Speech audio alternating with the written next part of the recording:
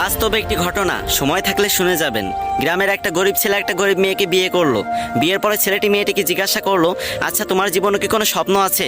তখন মেয়েটি বলল, হ্যাঁ আমার জীবনে অনেক স্বপ্ন, আমি একদিন অনেক বড় ডক্টর হব, কিন্তু আমি যে গরিব।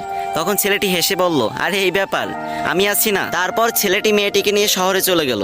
সে প্রতিদিন রিক্সা চালাতো এবং বাসায় এসে নিজেই রান্না বান্না করতো। এদিকে মেয়েটি পড়াশোনা করতে লাগলো। এরকম করতে করতে মেয়েটি একসময় ডক্টর হয়ে গেল। ছেলেটি এই খবর শুনে খুশিতে আত্মহারা হয়ে গেল এবং সে সেই ছেঁড়া কাপড় পরেই মেয়েটির সাথে দেখা করতে চলে গেল। মেয়েটি যখন তার বন্ধু বান্ধব নিয়ে কলেজ থেকে বের হচ্ছিল, তখন ছেলেটি সবার সামনে গিয়ে মেয়েটিকে বলল, জানো আজকে না আমি অনেক খুশি, আজকে তুমি ডাক্তার হতে পেরেছো। তখন মেয়েটির বান্ধবীরা জিজ্ঞাসা করলো, এ কে রে? তখন মেয়েটি বলল, আরে আমি চিনি না, হয়তো কোনো ভিক্ষুক টিক্ষুক হবে। তখন ছেলেটি মন থেকে অনেক কষ্ট পেল। ছেলেটির চোখে পানি চলে আসলো এবং সে বলল, তুমি ঠিকই বলেছো।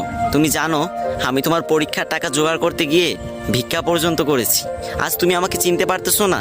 আমি তোমার স্বামী। এই কথা বলার সাথে সাথে মেয়েটি ছেলেটিকে একটা থাপ্পড় মেরে দিল এবং বলল, তোর সাহস তো কম না, তুই তখন থেকে যা ইচ্ছা তাই বলে যাচ্ছিস, আর আমি একটা ডাক্তার, তোর মতো ফকির আমার স্বামী হতে যাবে কেন?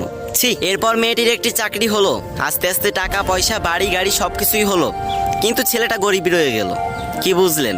ওই যে গ্রাম বাংলা একটা কথা আছে না, ভালা মানুষের দাম নাই, উপকারীরা বাঘে খায়।